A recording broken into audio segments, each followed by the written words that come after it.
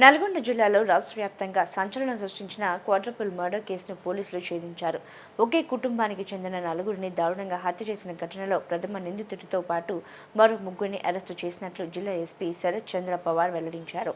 అప్పులు, ఆర్థిక ఇబ్బందులు, పాత కక్షల నేపథ్యంలో సొంత బంధువే ఈ ఘాతకానికి పాల్పడినట్లు దర్యాప్తులో తేలింది. హత్యకు ముందే యూట్యూబ్లో పోలీసులకు చిక్కకుండా ఎలా తప్పించుకోవాలనే అంశాలపై వీడియోలు చూసినట్లు పోలీసులు గుర్తించారు. సాంకేతిక ఆధారాలు, సీసీటీవీ ఫుటేజ్ ఆధారంగా కేవలం 3 రోజుల్లోనే కేసు ఛేదించిన పోలీస్ బృందాన్ని జిల్లా ఎస్పీ ప్రత్యేకంగా అభినందించి రివార్డులను ప్రకటించారు. ఇంట్రాగేషన్లో కొంత టెక్నికల్గా కొంత సీసీటీవీ ఆధారాల బేస్ మీద మనము ఒక నలుగురు అక్యూజ్ని పట్టుకోవడం జరిగింది. ఇందులో మెయిన్ అక్యూజ్ A1 ఇతని పేరు సయ్యద్ అస్లం, A2 తబస్సుమ్ ఇతని వైఫ్, A3 మొహమ్మద్ సోహెల్ ఇతను అస్లం వాళ్ళ ఫ్రెండ్, A4 హేమంత్ కుమార్ ఇతను బంగారం తీసుకున్న రిసీవర్.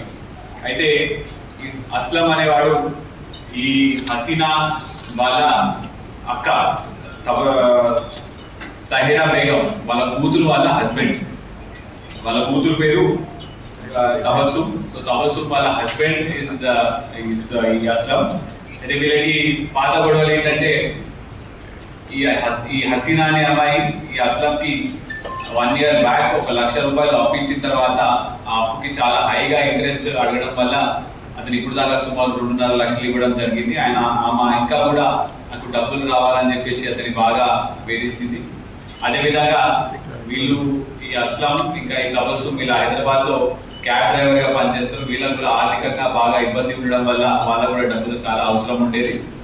అదేవిధంగా ఈ తబస్సుమ్ వాళ్ళ మదర్ అంటే ఇప్పుడు హసీనా వాళ్ళ అక్క 2013లో ఒకసారి ఈ హసీనా మీద ఎఫ్ఐఆర్ రిజిస్టర్ అయితే ఈమె కూడా వాళ్ళ మదర్ కూడా జైలుకి వెళ్ళడం జరిగింది. సో అప్పటి నుంచి కూడా ఈ తబస్సుమ్ అమ్మ ఈ హసీనా వాళ్ళకి జైలుకి వెళ్ళిందని చెప్పి కక్ష కూడా పెంచుకోవడం జరిగింది. అదేవిధంగా హసీనా వాళ్ళ ఫస్ట్ భర్తతో ఉన్న కూతురు ఈమె కూడా చాలా వరకు ఆమె కష్టాల్లో ఉన్నప్పుడు ఆమెకు ఆర్థికంగా ఎటువంటి కష్టాలు ఉన్నాయి కూడా అన్ని తబస్సుమ్తో షేర్ చేసుకుంటూ అప్పుడు ఈమెకి మా అమ్మ దగ్గర బంగారం ఉన్నది, చాలా వరకు డబ్బులు ఉన్నాయి, ఆ ఇల్లు ప్రాపర్టీ కూడా ఉన్నది అని చెప్పేసరికి ఈమె కూడా వీళ్ళందరినీ చంపేస్తే తబస్సుమ్ వాళ్ళ ఆయనతో డిస్కస్ చేసి వీళ్ళందరినీ చంపేస్తే ఆ బంగారం, ఆ ఆస్తి పత్రాలు ప్లస్ ఇంట్లో ఉన్న క్యాష్ అన్ని కూడా మనం తీసుకొని వెళ్ళొచ్చు అని చెప్పేసి వీళ్ళిద్దరూ ఈ మర్డర్కి ప్లాన్ చేయడం జరుగుతుంది. అయితే మర్డర్ కూడా ఎలా చేసిందంటే ఈ అస్లం హైదరాబాద్ నుంచి బయలుదేరి సుమారు 7:30 ఆ ప్రాంతానికి 7:30 ప్రాంతానికి మన నల్గొండకు వస్తాడు. వచ్చిన తర్వాత వీళ్ళకి ఫోన్ చేసి పీర్ల పండుగ ఉంది కాబట్టి నేను హైదరాబాద్ నుంచి ఇక్కడికి వచ్చినాను, రాత్రి మీ దగ్గర మీ ఇంట్లో పండుకోవచ్చా అంటే వాళ్ళు వద్దని చెప్పేసి ఫోన్ పెట్టేసి వాళ్ళు వద్దని చెప్తారు. దాని తర్వాత కూడా ఇతను 3-4 సార్లు వాళ్ళకి ఫోన్ చేస్తే కూడా వాళ్ళ ఫోన్ ఎత్తలేదు. అయితే ఇతను ఆ ఇంటి నుంచి గోడ దూకి రాత్రి సుమారు 1:30-2 టైంకి ఆ ఇంటి బయట వెయిట్ చేస్తాడు.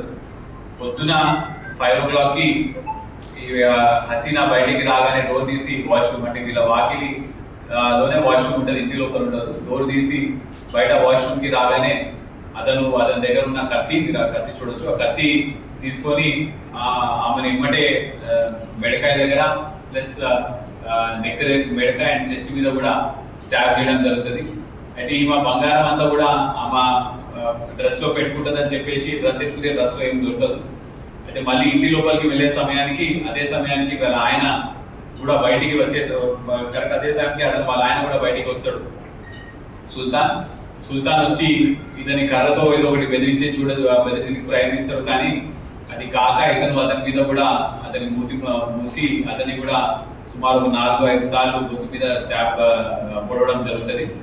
ఈ గొడవ అంతా వినేటప్పుడు ఆ పిల్లగాడు ముజమ్మిల్ లేచి ఇంకా నిద్రలోనే బయటకు వచ్చే లోపల అతను చూసి వాళ్ళ అమ్మా నాన్న ఇద్దరు చంపేసిందని చెప్పేసి అతని దగ్గర ఉన్న ఒక రాడ్ లాంటిది తీసుకొని వచ్చి వీళ్ళిద్దరి మధ్యలో కూడా ఘర్షణ నడుస్తుంది. ఆ ఘర్షణలో అస్లంకి చెయ్యి దగ్గర ఒక కట్ అవుతుంది, మళ్ళీ కాళ్ళ దగ్గర కూడా కొంతవరకు కట్ అవుతుంది. కానీ ఆయన ముజమ్మిల్ ఇంకా చిన్న పిల్లడు కాబట్టి అతన్ని ఓవర్ పవర్ చేసి ముజమ్మిల్ని గొంతు పోసి అతన్ని కూడా మెడకాయ దగ్గర స్టాబ్ చేయడం జరుగుతుంది. ఇదంతా అవ్వడం కూడా పాప అపూర ఆమె ఇంట్లో నుంచి చూసింది. ఇప్పుడు ఈ అమ్మాయిని వదిలేస్తే మళ్ళీ ఈ అమ్మాయి సాక్ష్యం చెప్తే నేను ఇంత అని చెప్పేసి ఇతను మళ్ళీ ఇంటికి వెళ్ళి ఆ అమ్మాయి బెడ్ కింద దాచుకుంటే నిర్దాక్షిణంగా ఆ అమ్మాయిని బెడ్ కింద నుంచి దాగి మళ్ళీ ఆ అమ్మాయి గొంతు కోసి ఆ అమ్మాయిని కూడా చెప్పడం జరిగింది. ఇదంతా అయిపోయిన తర్వాత మళ్ళీ ఇంట్లో బంగారం ఇంకా డబ్బులు ఎక్కడ ఉన్నాయి, ఆస్తి పత్రాలు ఎక్కడ ఉన్నాయి కూడా వెతుక్కొని అతను మళ్ళీ అవన్నీ తీసుకుని మళ్ళీ బయటికి వాళ్ళ ఇంట్లో ఉన్న తాళాన్ని చూసుకొని ఆ తాళం వేసి అతను అక్కడ నుంచి పారిపోవడం జరుగుతుంది.